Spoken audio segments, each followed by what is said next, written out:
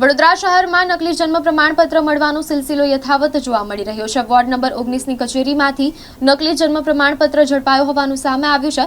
છેલ્લા એક અઠવાડિયામાં આ ત્રીજી વખત નકલી જન્મ પ્રમાણપત્ર મળવાની ઘટના પ્રકાશમાં આવી છે। આધાર કાર્ડમાં જરૂરી સુધારા વધારા કરાવવા અરજદાર આવતા સમગ્ર મામલો સામે આવ્યો। મકરપુરા વિસ્તારમાં આવેલ સાયબર કેફેમાંથી 500 રૂપિયામાં પ્રમાણપત્ર કઢાવવામાં આવ્યું હતું। પોલીસ દ્વારા આસિસ્ટન્ટ કમિશનરની રજૂઆત સાંભળ્યા બાદ કોર્ટના ધક્કા ખાવા પડશે એમ કહેવામાં આવ્યું। દેશના હિતમાં નકલી પ્રમાણપત્રોની ઘટનાને ઉજાગર કરાયા બાદ પોલીસની આ પ્રકારની કામગીરીથી શમીક જોશી સ્તબ્ધ થયા છે। મુખ્ય આરોપીને ઝડપવાની જગ્યાએ ફરિયાદો નહીં કરવા માટે પોલીસે કરેલ સૂચનનો તેઓએ વિરોધ કર્યો છે। નકલી પ્રમાણપત્રો બનાવનારા તત્વોની યાદી પોલીસને આપ્યા બાદ પણ નક્કર કાર્યવાહી નહીં થતા પોલીસની કામગીરી પર સવાલ ઉઠી રહ્યા છે। આસિસ્ટન્ટ કમિશનર શમીક જોશીએ પોતાના પર હુમલો થશે તેવી ભીતિ વ્યક્ત કરી છે। जन्म प्रमाण पत्र जो है वो वहाँ पे अधिकारियों ने पकड़ा है और बता रहे हैं कि डुप्लीकेट है। क्या कहें? अब सर जो बोल रहे हैं कि डुप्लीकेट है तो डुप्लीकेट ही होगा, क्योंकि मैं इसमें नाम सुधारने के लिए गया था। तो जो बोला कि हमको नाम सुधार के दे दूंगा, मैं बोला कि ठीक है सुधार दो।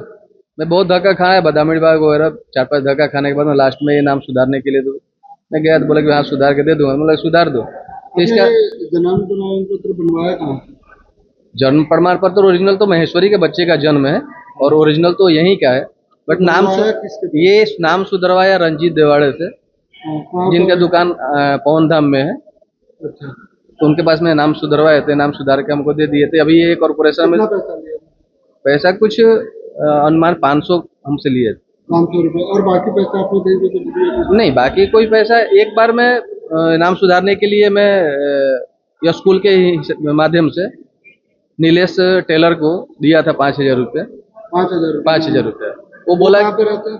वो कहाँ पे रहता है वो पता नहीं है। वो उसका address Yancy high school Nilesh Tailor कहाँ पर मिला था यार?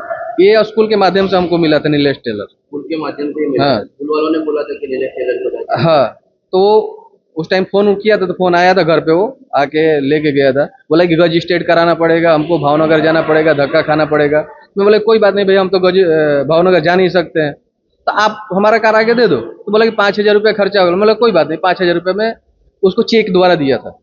ये जो जन्म का प्रमाण पत्र है ये डुप्लीकेट है, नकली है, आपको किस तरह से पता? ये डुप्लीकेट है। मैं जब आधार कार्ड बनवाने के लिए मैं आया 19 नंबर वार्ड में, तो साहब देखे तो बोले कि ये तो डुप्लीकेट है, ये फर्जी है। मैं बोला कि फर्जी कैसे हो सकता है साहब, मत बच्चे का ओरिजिनल है, यहाँ का जन्म है, केवल मैं नाम सुधरवाया था इसमें। बोले कि नहीं, नाम सुधरवाया थे, जिसके पास से सुधरवाए हो तो ये फर्जी आपको निकाल के दिया, ये फर्जी है।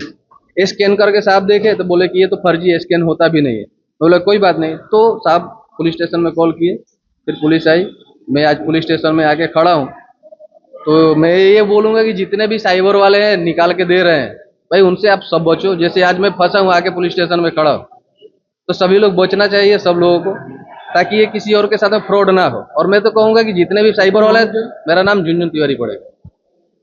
भाई आज फरीથી एक वक्त वॉर्ड नंबर 19 में जन्म दाखलो पकड़ाया है।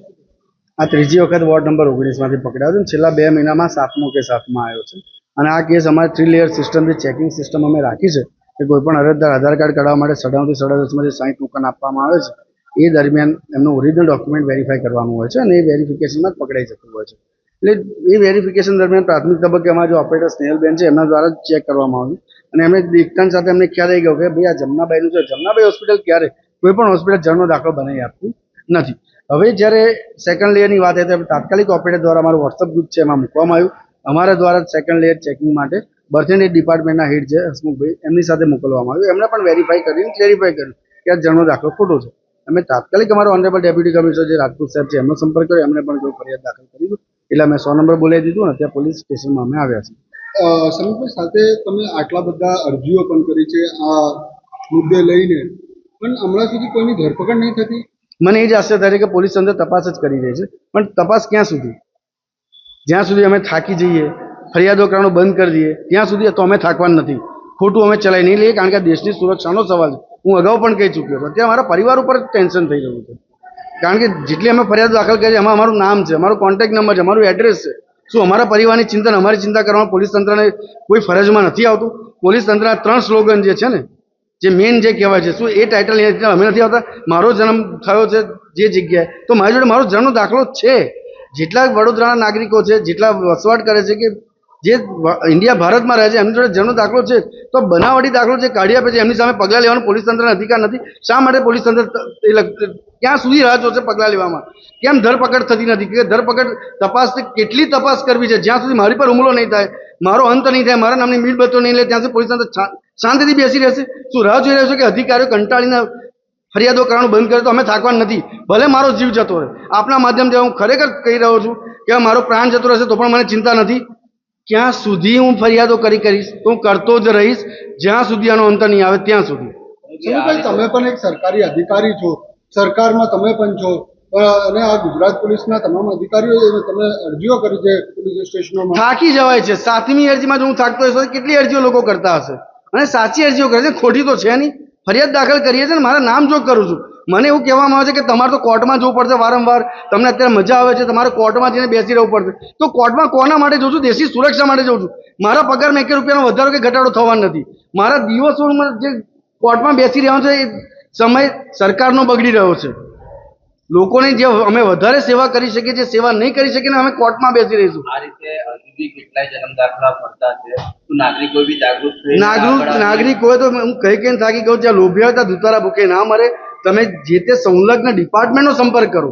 બટ જન્મ મરણનો જે દાખલો છે માત્ર જન્મ મરણના ડિપાર્ટમેન્ટમાં જ થાય છે.